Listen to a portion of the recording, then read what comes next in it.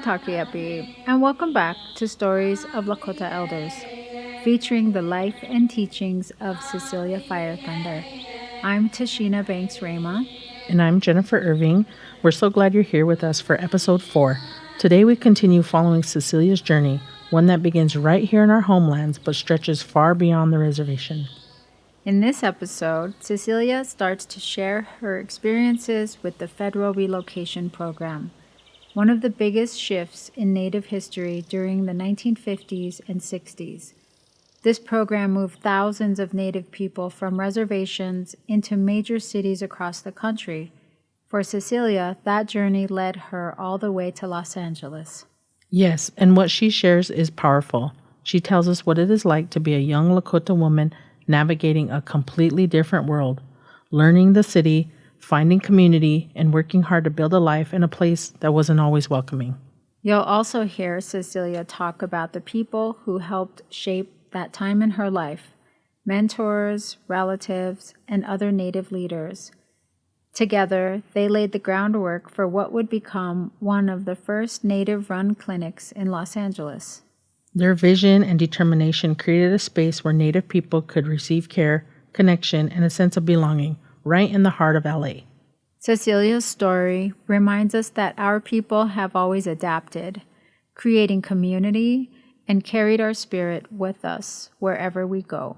We'll be loved for joining us today.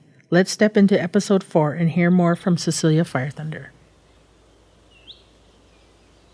I went to relocation in my senior year, and I went to a school in LA, big school.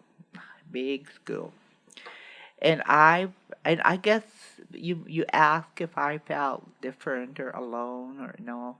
I was curious. I think so. To me, my curiosity is something that has brought me to this time in my life. I always wanted to know why.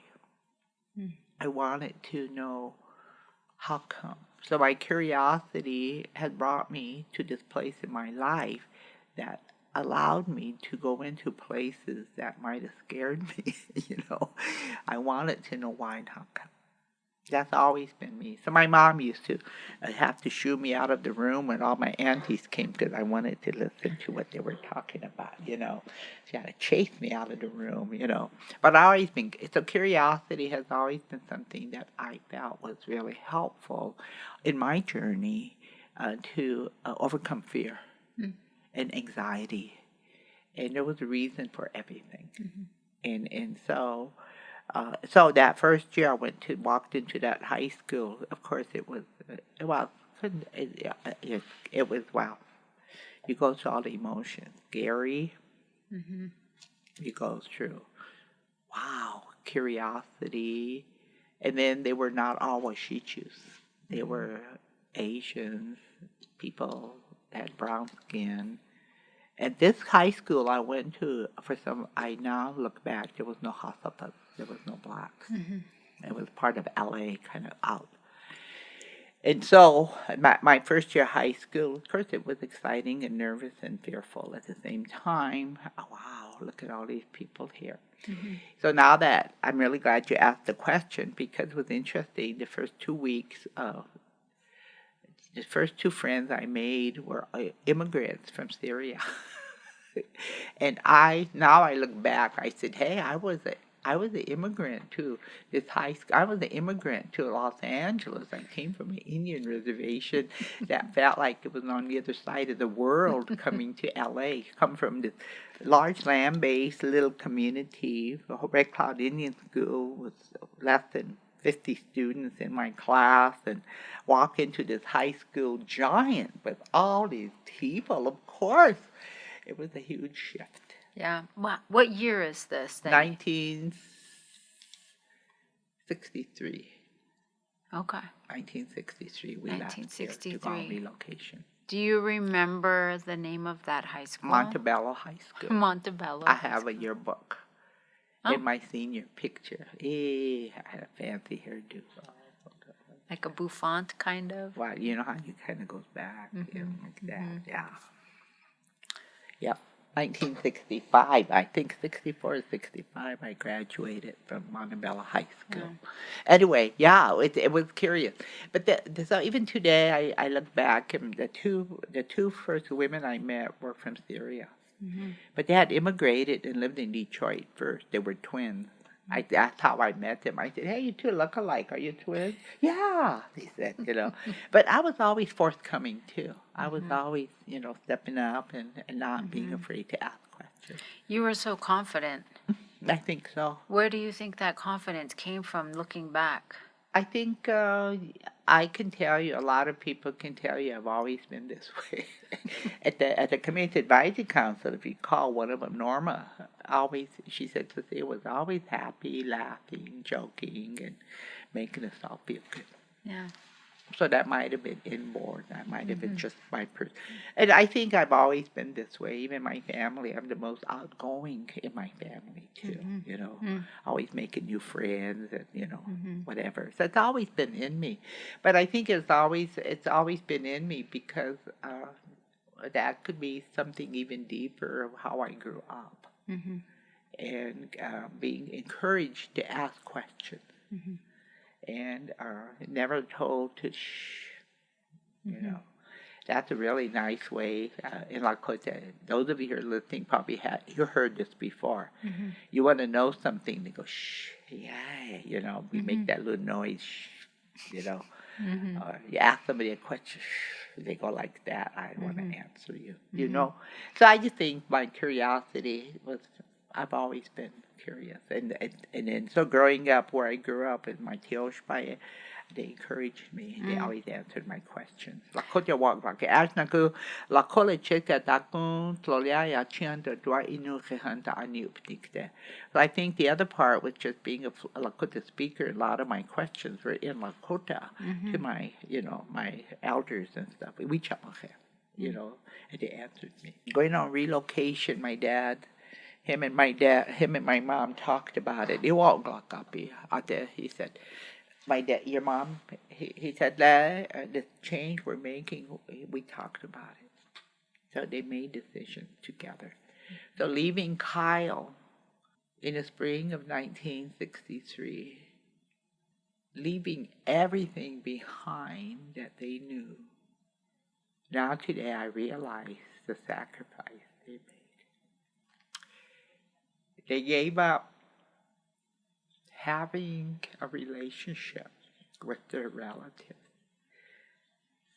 coming together, visiting, sewing. My dad, the biggest sacrifice he made was his horses, giving up his horses, and never, ever getting on another horse after 1963. Whereas he grew up on horses. And those are his most trusted confidants. He told me later, I told my horse everything that was bothering me. So they gave up everything for us. So we could move away, have a chance to get educated, have a chance to create a life for ourselves economically, and that's the key word, economically. And so my dad says, and then this is the other part of boarding school I want people to understand. There were no jobs on Pine Ridge. Even today, there's no jobs. Unless you're a teacher, a social worker, and a trained electrician and plumber. I mean, you have to have a skill on Pine Ridge to have a job so you can have an income, so you can buy clothes for your kids, okay? So it was even worse then in the 1900s to probably in the 60s. And my dad worked hard. He struggled. I know today how much he worked because he would leave for weeks and months at a time working on the farms and the ranches of Nebraska. I often wonder today how much he earned working on a ranch or a farm in Nebraska.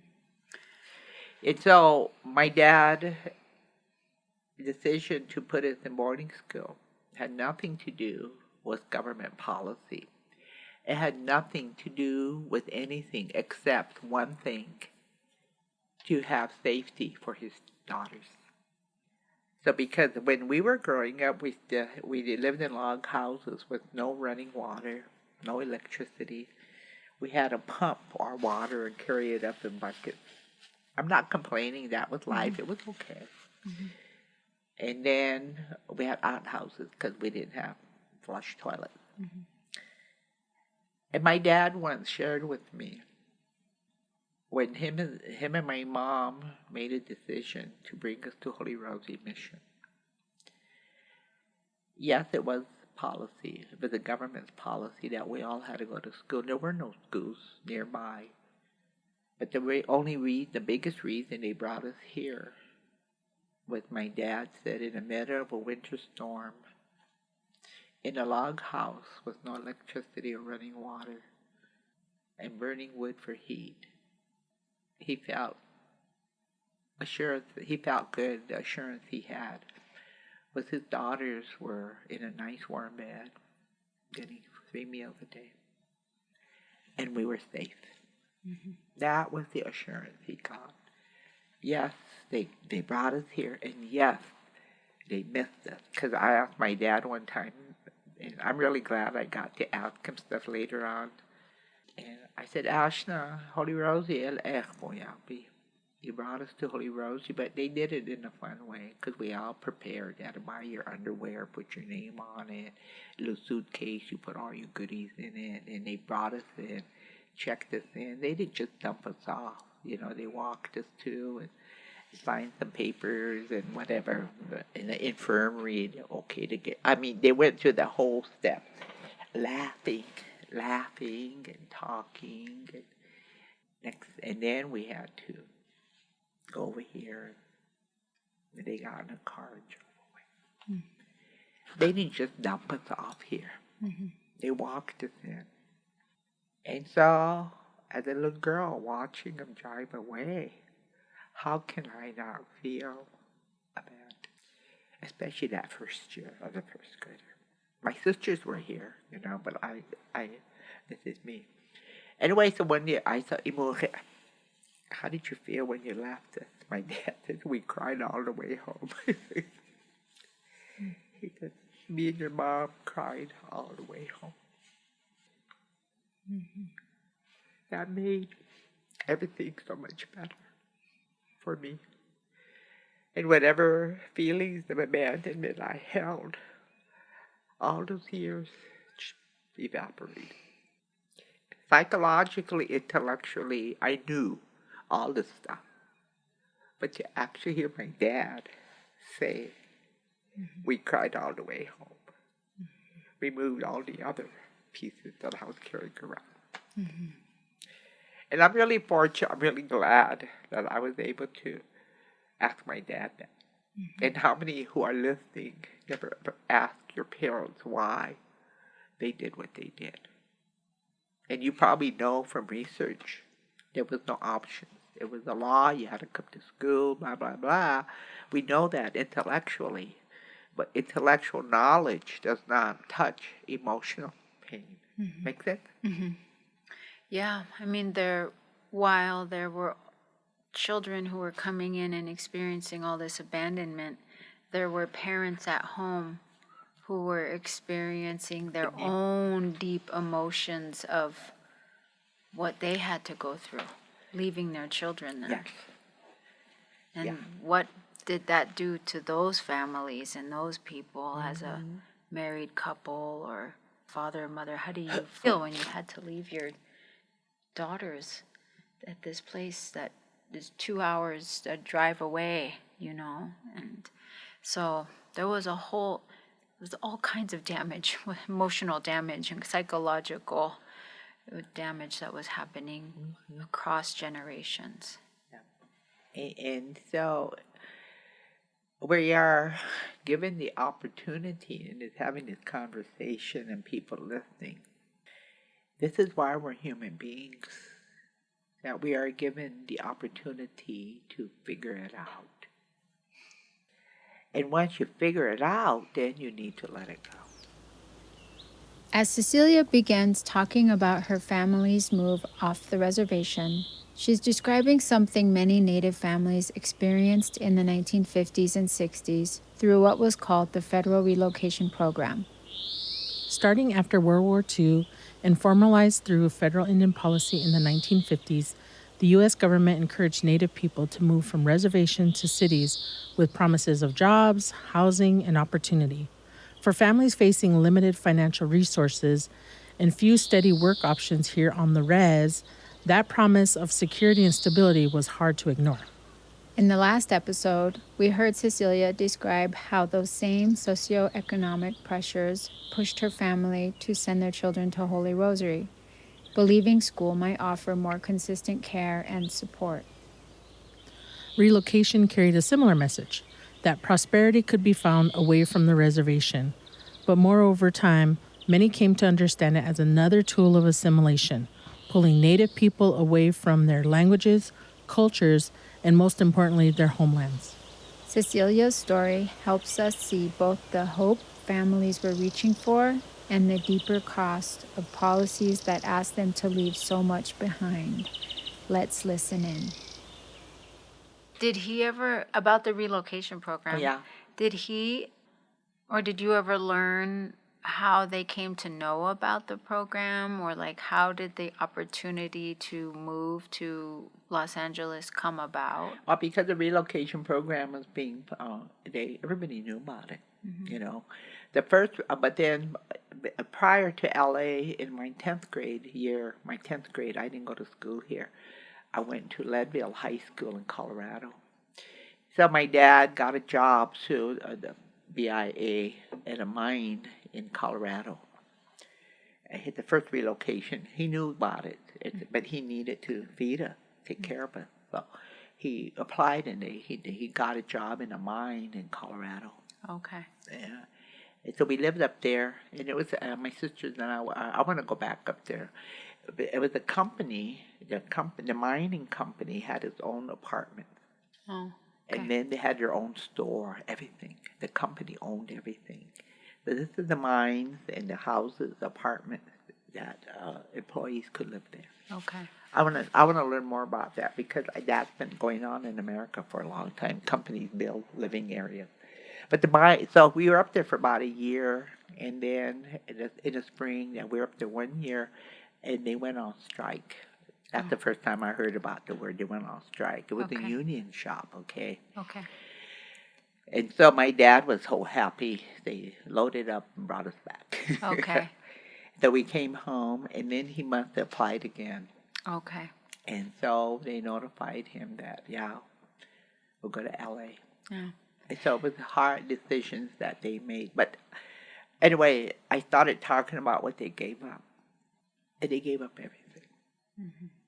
Land, air, language, songs, relatives for us. So this is why I do as much as I do to help others. Because I have certain skills and abilities that were given to me, and so in coming home and working in my community with the Wapila, to my mom and dad, for giving me the opportunity to grow in this other place, to learn in this other place. And the whole reason they wanted for us to be self-sufficient, to be able to earn our income, to be able to take care of ourselves. And I did that. And then now, and I think the other piece is that to say, Wapila, to the work that I do. Mm-hmm. It's an honor of it. Mm-hmm. And then the other thing that I'm really grateful for is to know that my mom is inside of me. She's with me. Everywhere I go, she's with me. And my own children. The DNA is in me. They see what I see. They hear what I hear. They feel what I feel. And in moments of indecisiveness, I'll have an answer, and it's only because they're telling me what to do. Mm-hmm. So I honor all that I come from through my DNA. So we're not, we're not born smart. We just carry the knowledge of all of our ancestors, and you need to ask them for help. Yeah. Grandma helped me. Mom helped me. Dad helped me. So they're still in us, and your knowledge is in us. Yeah. So that's why being smart has nothing to do with anything except genetics and all who we come from. Does that make sense? Yeah. And you honor that. It does. I say, won't be like mom, won't be like dad.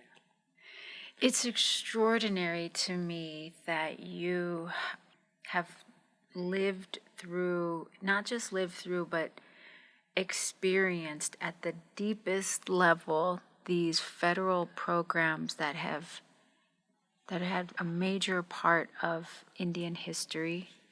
So that's boarding schools, federal Indian boarding school policy. That there's not a Native person alive today who's not impacted by boarding schools. You lived that life. And then the relocation program, I didn't know anything about the relocation program until I went to college at the University of New Mexico, and I was getting a minor in Native American Studies. My professor was Dr. Tiffany Lee. She's still at UNM. She's amazing. But I'm reading about this relocation program that was happening in the 50s and 60s, and I was like, wow, what happened, and what did we do, and then all of a sudden it made sense, because I grew up in lots of places, but part of my growing up was in Northern California, and there was a huge urban Indian population in Oakland, in the Bay Area, and I never questioned why all of these, I'm a kid, but I never questioned why all of these natives were in the Bay Area.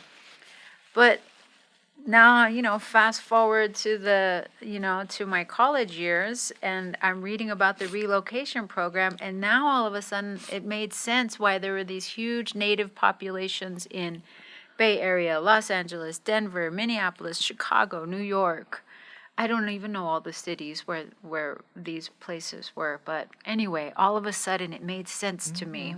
And so I'm just back to my point that it's extraordinary to me that you are somebody who has experienced both of those programs very, like they both shaped your life in big ways, and that you can talk about them and share your experiences. What a gift. So I just want to acknowledge that, because it's such a gift to me that I read about these things and I know about them, but to hear from you firsthand what that was like is such a gift. It's really, and back to your original question, was I nervous when I walked into that high school full of people? Yes. At the same time, my curiosity, wow, look at all these people. And so the two girls from Syria, I said, hey, you girls, you look alike. Yeah, we're twins. And then the next group of girls were from Russia. And so there were there were three girls who were there, but two of them were in my class. And I looked at them and I said, God, you girls are really white, because they were white, If you've seen full-blooded Russians, they're really white, Their skin and even their hair color is real light. I said, God, you girls are really white. They looked at me and I said, where are you from? They go, from Russia. What? Yeah. She says, we came here 5 years ago. We immigrated. And they still had a heavy, their English was, wow, Yeah. And so I got to be part of their family. But they immigrated not through Ellis Island. They came to Mexico. Mm. And then not just one family immigrated, the whole village immigrated together. Wow. So they kept their Tioshpaye intact. Yeah. And they really embraced me into the Russian, their whole family, being oh my God, an Indian, redskin, a red Indian. And so they found me, curious. They were curious about me, and I was curious about them in a big city of Los Angeles. And so that, and then of course my mother, she had a picture, but I can't find it. Sometimes they'd come over and spend a night, and then there'd be a bed full of three blonde heads and one black hair, you know. And my mom always talked about that was so amazing for my mother that I had these full-blooded white girls who were my friends, and they would come over, and a different. And my mother, never really expounded on why she found that so nice. It's her curiosity. Mm-hmm. No Russia. You know, where's Russia? So we got a map and showed her where Russia was in Pine Ridge. And these girls from this part of the world and this little girl, this high school girl from Pine Ridge, we were all mushkins. Yeah. Did you stay in contact with that family? No, I did years ago when I was living in California. Elaine was Cliftoff. Her name was, maybe I'll look for Elaine. Her last name was Cliftoff, Elaine Cliftoff, and she was the older sister of one of the girls, and she was just like a Marilyn Monroe. I mean, she always had eyelashes, and her hair was, and we used to watch her get ready. We watch her. Yeah, they're all beautiful girls. Their families were beautiful. And here again, I think the reason we fit was because they still practiced and lived their culture beliefs. Mm-hmm. Generosity was one of them, you know? And so even though they came from another country, there were some beliefs that were similar to my culture, and that brought us together. And then, of course, there were all the other girls at that high school Japanese. Janie Kukuda was one of my friends, and one day she was in English class. She was mumbling, "What?" She had a flyer. I said, "What is that?" Me and all these other Japanese girls have to go to Japanese culture class. Japanese class. She didn't say culture. Japanese class. I looked at the flyer, and it had dates. All the Japanese girls had to go learn how to culture, their dress, how to put on remember the Japanese kimono. Yeah, there's a way you put it on. There's a reason. There's a whole. I said, "Can I go with you?" So I did. Oh. Her mom said I could go, so I went to Japanese culture class with her. So much more I learned about the Japanese culture, even in everything they wore. You know, every article of clothing, there was a meaning, and there were certain things single girls could wear versus the married mothers, the colors, you know, everything. So it was really an eye-opener. So yes, my curiosity in my first year of high school in California was there were so many cultures, so I got to be immersed in a lot of culture. And of course, we had a large Mexican community. I think about, this just made me think about the relocation communities, or I should say the communities that came to these areas through the relocation program. You had your first generation, like you all, right? Yeah. And then you live then some people didn't return home like you.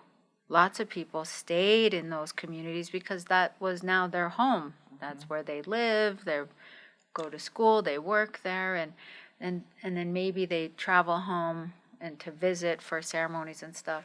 But you have this whole generation of people now who live in these cities, in these urban areas, the urban Indians that live there. I think about them a lot too, just in like how to identify as and be who they are in this city where there's so many different communities. And yeah, I mean, I myself at one point, I felt like I was an urban Indian, but anyway, I just think about those people who are living in those communities who never returned home. And you know, so the relocation program, especially in California, the urban Indians, that's what we call ourselves, urban Indians. The whole up and down the state, large communities, and here, so this is the part that really, I want to remind people, the purpose of relocation and moving you to a city was for you to disappear. You're supposed to become part of the community you live in. But so it's interesting. The urban Indian population, we found each other. So in Los Angeles, I can even today, I look back, basketball was a big deal. Duale, one year we had about 20 men's basketball teams, all tribes, Hopis, Oglalas, the little short guys. They didn't care. A bunch of Indian guys got together, 5, and they created a team, And so we had basketball teams, and then the girls, we had our own teams. On my team, it was me, Juanita Locust, a real Cherokee girl, a couple of Navajos, and one Hopi. Oh, and one from Oklahoma. What was Rosie's tribe? Anyway, 6 of us, and we all came from different tribes. We were all different. That was our team. We didn't care what tribe you want to play ball. Let's play ball, And so basketball also pulled Indian people together in the urban area. And then in the spring, we have softball teams. Yeah. And then the bowling league. Oh, fun. And then the powwow. Of course, the powwow circuit was everybody. And this is the part that I was talking to somebody about. I said, geez, in L.A. we had a powwow practically every weekend. The Northern Plains powwow took place by Griffith Park. Griffith Park is where the observatory is, and then they had a community hall, and that's where Mr. and Mrs. I ran into them in Montana about 10 years ago. They organized a great, what was it called? Something society for the Northern Plains people. So the first Saturday of the month, they had a powwow there. And here's the part that's just amazing. They would have 4 or 5 drums. Wow. And they just emerged out of the woodwork. And then the Southern Plains in Orange County had their powwow the 3rd Saturday of the month. Then we'd all go down there, and these are all more drums. Yeah. Pawnees and, Kawas and Comanches.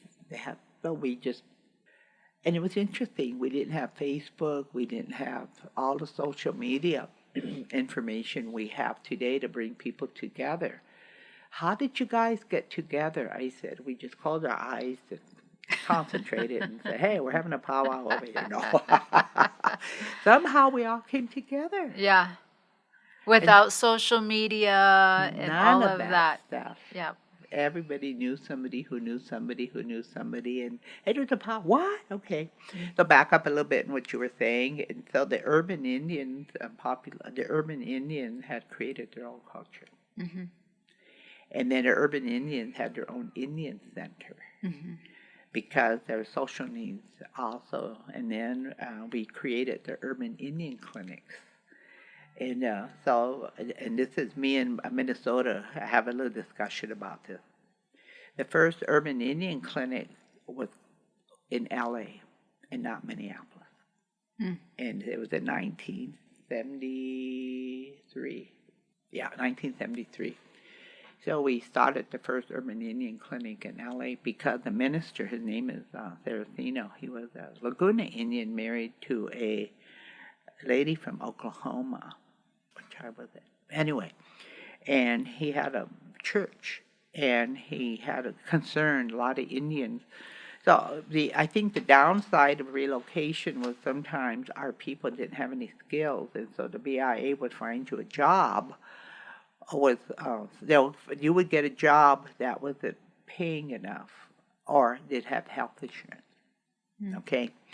And so many, like in Los Angeles, Bell Gardens, Cudahy were the low-income communities. And so a lot of Indians who had no skills, they would get a job, but they didn't make enough money to live in a higher rent community. There's all this other research that I did. Anyway, so the Bell Gardens were the low-rent communities, so that's where they would live. Okay. Mm-hmm. And then they didn't have health insurance at that time. Anyway, so the whole reason Reverend Saraceno wanted the urban Indian clinic was he knew a lot of Indians didn't have health insurance. They didn't have the income to take care of their medical needs. So this is why we started the first urban Indian clinic in L.A., Compton, California. Compton, California. He had a church there, a Baptist church. I like to tell the story because we didn't have a building. But we all chipped in. We didn't know what we were doing, but we all had this desire to get a clinic going. I was a nurse then, I was working night shift, and I would come over a couple of days a week, and my job was recruiting doctors. I didn't know how to, there's a method you do it. I just took the telephone book, started at A, started calling doctors. But this is the part that I just want people to know. Interesting enough, the doctors who responded quickly were Jewish. Mm-hmm. That makes sense to me. Yeah. And the doctors who responded immediately, what do you need? How can, of Jewish descent. Well, their grandparents or parents or maybe even themselves were probably, escaped in the Holocaust. Yes. And then the other part was when the doctor, I found him, and he was an associate professor of pediatric medicine. So I didn't just find plain old doc. These guys are teaching at U.S. University of Southern Cal, which had the medical school, and UCLA had a medical school. I didn't know any of this, but later on I found. And he said, "How soon do you need me?" I said, "Wow." So anyway, so we had to do some legal stuff too. But anyway, it was just that fast they responded. Wow. And he showed, and so he came. Oh, and then the other thing is a lot of our families were so poor, he couldn't miss work during the week. So we made sure we had Saturday clinics. So Saturday was our big clinic day. So people could come; they didn't have to miss work because one day of work could mean your rent or your groceries. Yeah. Right. So we had Saturday clinics, and they were all volunteers. The next thing you know, we were able to get a motel complex in Compton, California. In this motel complex, eventually we had medical clinic, we had offices and then we had dental. We got dental equipment and we put up a dental unit there. So I was there helping learn. But the most important story you need to hear is that Reverend Saraceno, he asked me to go with him to a meeting. And he knew I worked night shifts, so I met him at his church, and him and I and another person went to the Chicano clinic. The Chicano clinic, because he heard that they had a really good clinic. And he wanted to see if they could help us understand rules and regulations, blah, blah, blah. Okay, I'll go with you. And so we got there, and he poked me.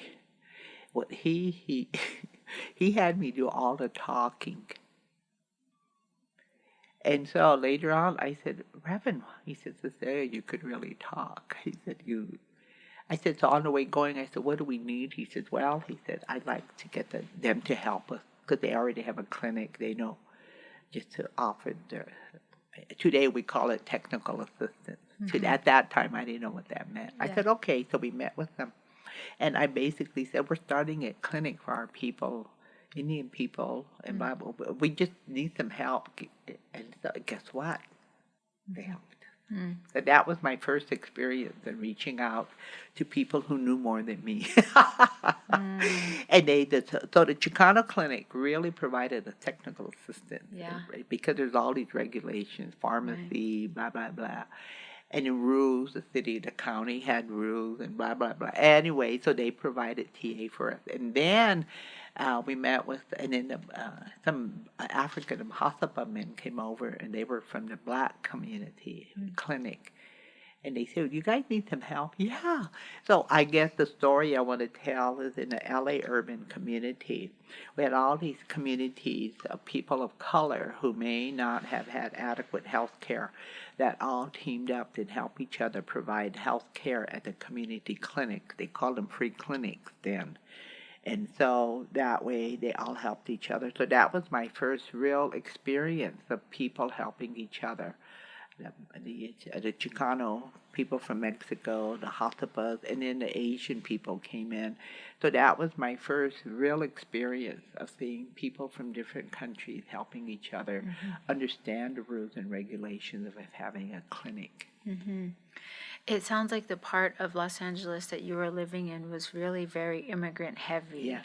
And so there was a sense of community among the immigrants to support each other, and instead of kind of like turning their back to the other, they were more open and invitational to help. Really helping because everybody was, again, it was financial poverty. Everybody had big families that paid the rent and, the important things. And that to me, I always look back on that, and of course, I told the Reverend later on, gee, he said, "Hey, you can really talk."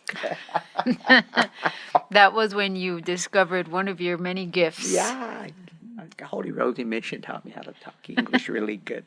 So I look back at that. So the LA Urban Indian Community, so we had our first free clinic, and then the Indian Center, we had one in two parts of the city, and then the one Indian Center in Huntington Park, the director was Mamie Bohe, she's Kawa.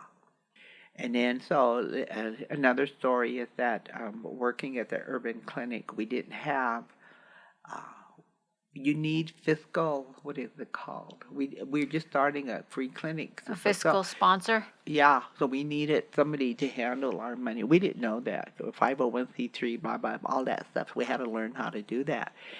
And so this Dr. Cohen, his wife was up there in a medical, some kind of a big corporation, and she came down to help us. And she said, we can write grants, but you need a fiscal agent. Wow, we didn't. What is that? She said, someone to manage your money. We didn't even have any of that. I said, well, how do we do that? Anyway, so here, her name is Jerry. I'm trying to find her, by the way. Her name is Jerry Mills Zapata. She's from the Mills family. She married a Mexican guy named Zapata. She was in the healthcare field in some capacity. She was part of one of our volunteers. And so she was at the meeting when this lady said, we need a fiscal agent. She said, let me ask my boss. I said, okay. About 3 days later, she called me. She says, my boss is interested in being our fiscal agent. Okay. So she set up a meeting. Here's the part that's so amazing. She set up a meeting, and of course, the Reverend sent me and then a couple others, and we went to this place called East Los Angeles, the Health Manpower Consortium. You see, I still remember the name.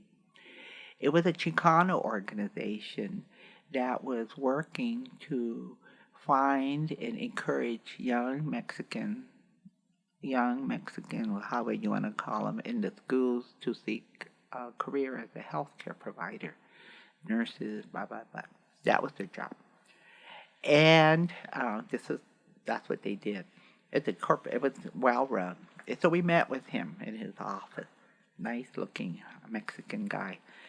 And sat us down, gave us coffee, and then he said, what can I help you with? Of course, it poked me again. I said, well, we're starting a free clinic, and we're trying to write grants, but we need a fiscal agent. And so Jerry here recommended that we visit with you, and you might consider handling our finances. So he asked us more questions, and then he called in the financial officer, another Chicano guy. He told him, and then he brought in some other, all Mexican men, Chicanos, and they were doctors and everything. And he told them our dilemma. And this is the word he used, and I still remember it. He said, our relatives, I like the way he said that, our relatives have a dilemma. I always remember that word. Mm. And the dilemma is they're starting a free clinic, but they don't have a fiscal agent, so they're asking us if we'd be willing to manage their finances. Mm-hmm. What do you think? Oh, hell yeah, we'll help them. That was like, wow. They did. Yeah. So we wrote the grant. The first grant we wrote was to do the data, collect data. So in order to get more resources, you have to have numbers called data. Yeah. And the only way we can get data is to do a study. So the grant from the state of California was to do a study to collect data to use to leverage grants to bring money into the new free clinic, okay? I didn't know any of this, my girl. I didn't know any of this stuff. I was just a nurse providing patient care, okay? Then I got pulled into all of this. So anyway, so they agreed, so we were happy. Well, I thought I'd step out of the picture, but they kept pulling me into the picture. So the grant was written and submitted and got funded. Then we had to find anyway, so we went to a meeting and we needed to get a job description to hire the person to run the research project, okay? But they had job descriptions, and we put a job description, and we advertised it. LA had a lot of Indians, so UCLA had Indian studies. Cal State LA had Indian studies, Cal State Long Beach, Cal State Northridge. So we had all these colleges in LA County that had Indian studies department. So we figured we send it to all of these colleges in case somebody would be interested in running this research project, okay? We waited. Finally, I get a call from Jerry again, and she said, my boss wants to meet with us. Okay, so because I worked night shifts, they always knew to call me after lunch so I could get over to the meeting. And he said, well, we've advertised this job for almost 3 weeks, and we had not one nimble. I said, so what do we do? He said, well, we were talking amongst ourselves, and you should do it. I said, who? You? Me? I said, I'm just a nurse. I know nothing about research. I know nothing. We'll teach you. We'll teach you. I said, really? He said, yeah, you're a pretty smart girl.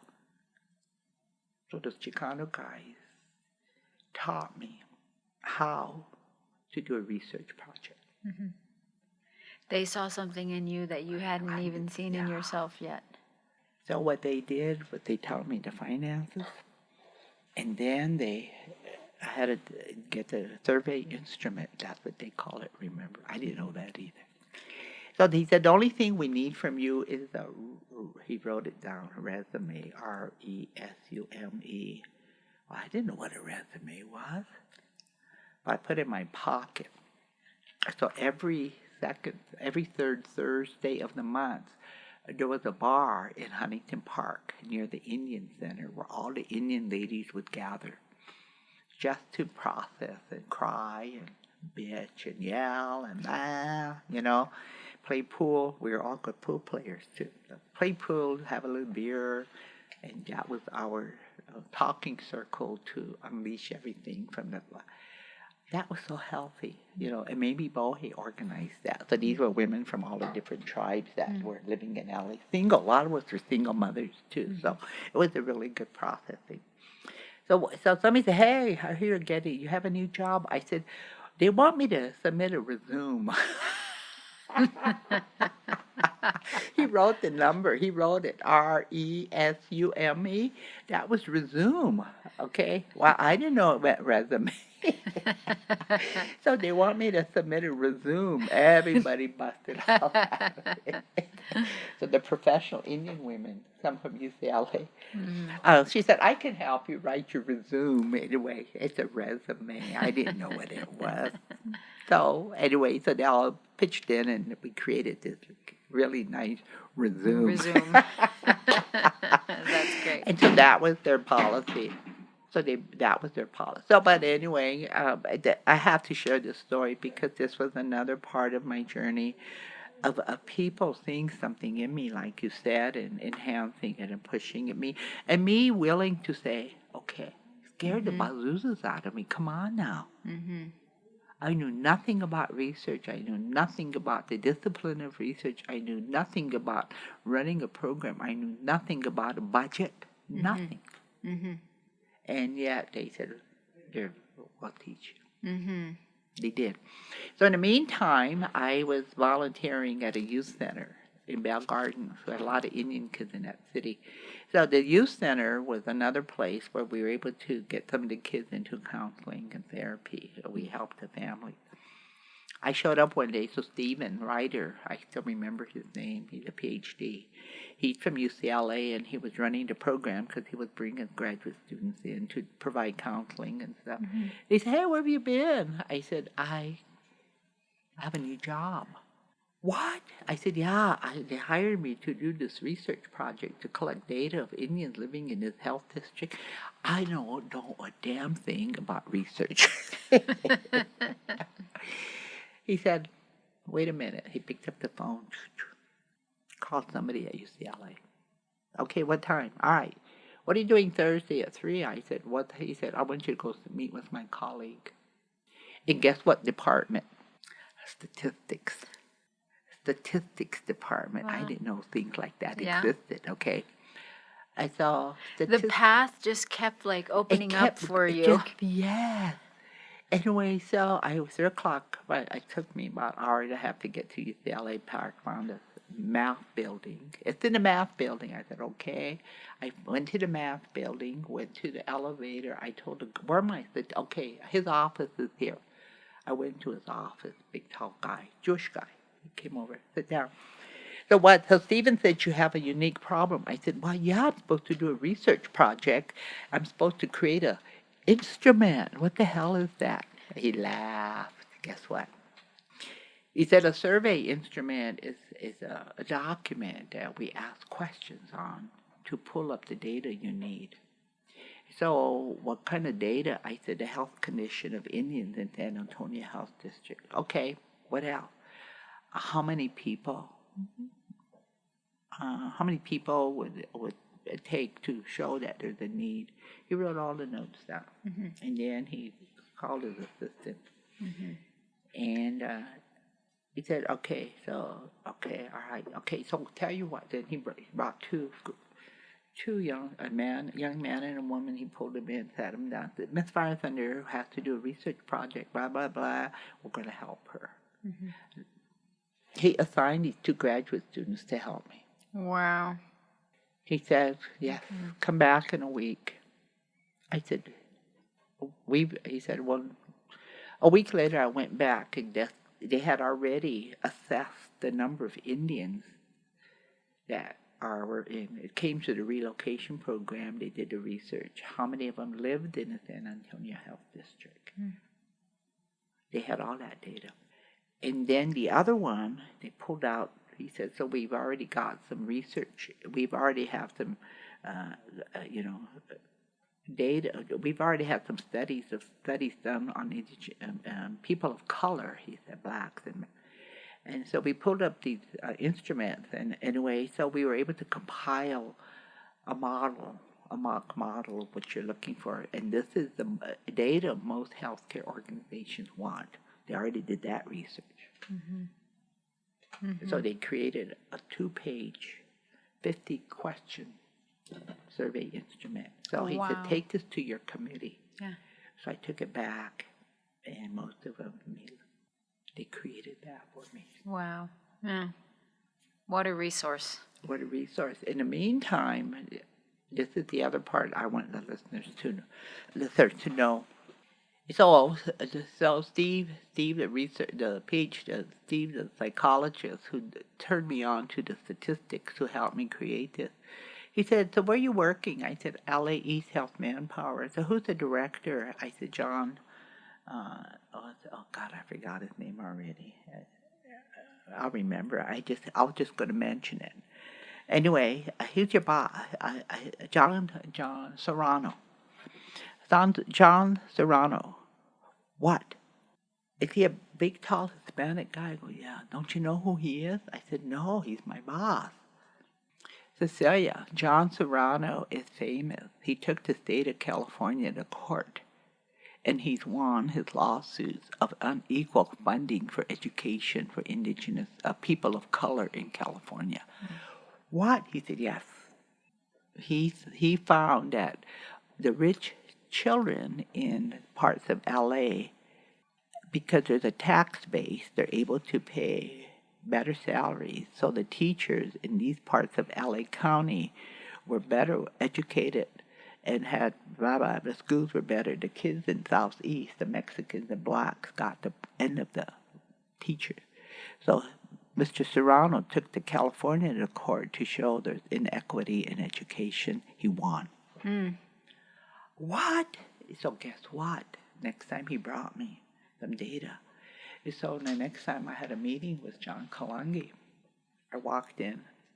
I said, hey, what? You didn't tell me you were famous. You took the state to court and you won? I said, you never taught. No. He said, well, it was just something that needed to get done, so I did it. So he took it. It's called Serrano versus, it's a big lawsuit.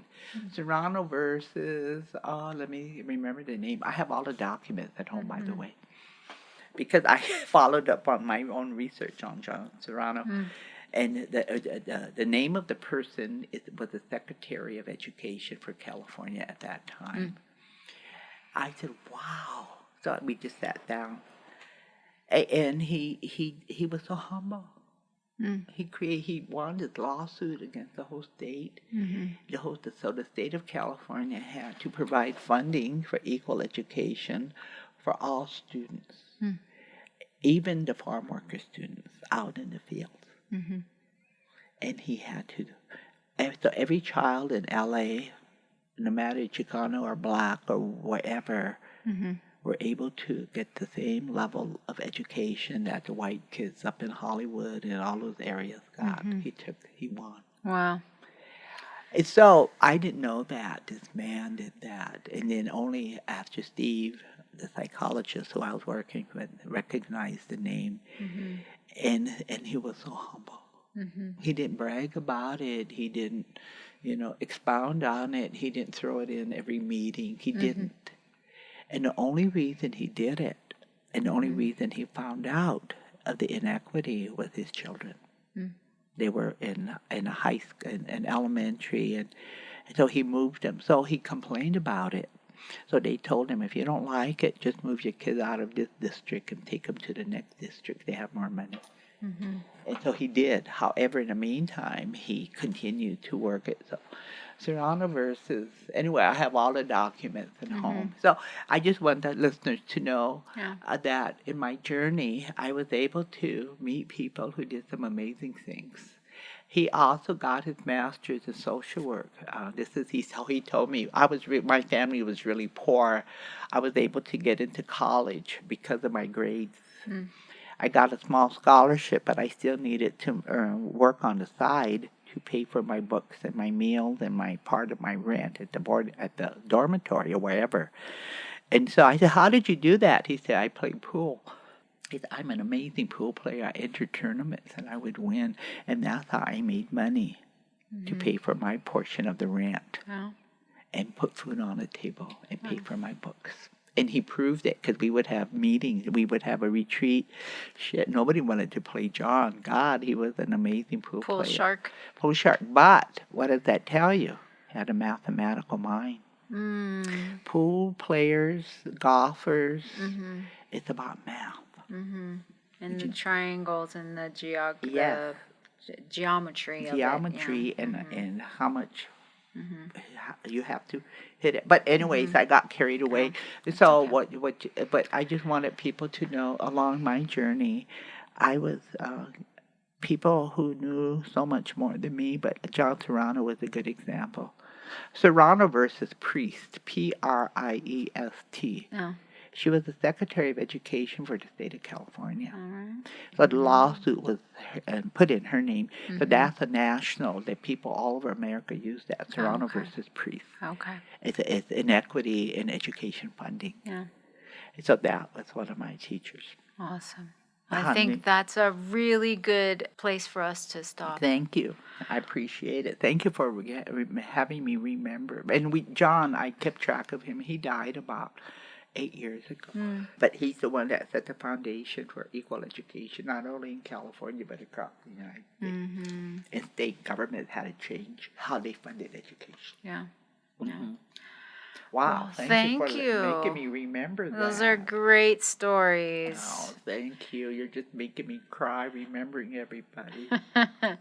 Well, we'll wrap up for today, and Um, just thank you for taking us on Thank those you. down memory lane with Now go to you. my office and cry. Every I, time we do the show, it triggers stuff, mm, It's good. good. I can never wear false eyelashes because they'll be floating down my cheek. So what did you learn today, huh?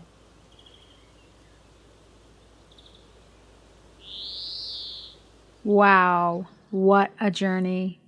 Hearing Cecelia describe how her life unfolded in Los Angeles, how she navigated the city, found community, and stepped into her purpose gives us such a powerful look at what relocation meant for many Native families. And what really stands out is how her commitment to helping the urban Native community shaped everything she did. That dedication eventually helped contribute to the opening of one of the first Native-run clinics in LA, a space rooted in healing, culture, and connection. Along the way, Creator placed people in her path who helped strengthen that vision. One of the most influential was John Serrano. Yes, John Serrano, whose name became nationally recognized through the landmark Serrano versus Priest case. That decision reshaped California's public school funding system and pushed the conversation forward about equal educational access for all children. Meeting him was transformative. His fight for educational justice, his passion for equity, those values resonated deeply with Cecelia. His work affirmed what she already believed, that Native people, wherever they live, deserve equal access to education, opportunity, and care. It's so incredible to hear how their paths crossed at just the right moment. It truly feels like Creator placed people in Cecilia's life to help her grow into her purpose and to help her serve her community in ways that would ripple far beyond her own story. Whoopila for joining us for this episode. Cecilia's journey reminds us of the power of community, vision, and the relationships that shape our lives. We'll see you next time on Stories of Lakota Elders.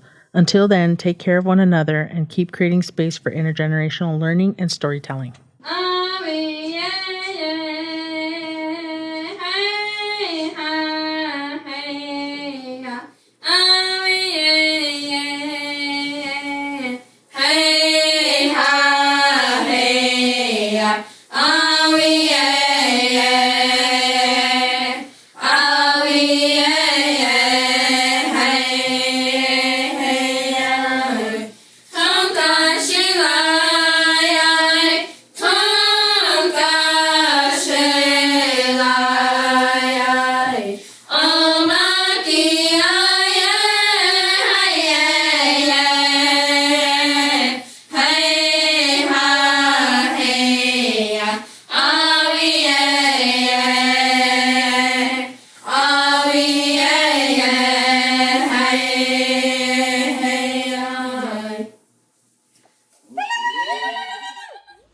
Stories of Lakota Elders is an independent podcast recorded at Makpialuta Studios on the Makpialuta campus in Pine Ridge, South Dakota. This project is supported in part by the Better Way Foundation, with studio support from South Dakota Public Broadcasting, and editing, sound design, and production support from our friends at Podtex. You can listen to Stories of Lakota Elders wherever you get your podcasts.